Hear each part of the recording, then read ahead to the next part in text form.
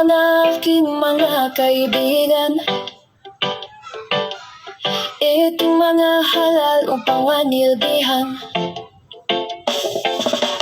Unahin daw nila kapakanan ng mga tao at ng bayan.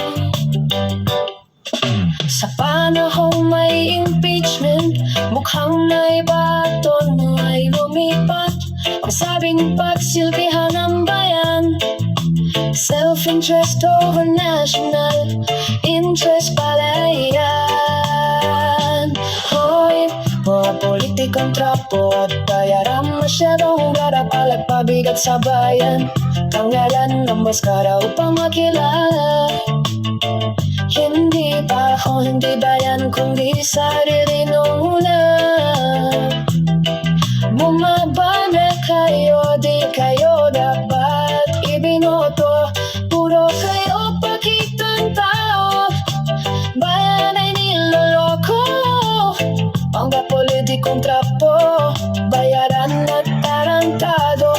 Hoy, hoy, bumaba na kayo.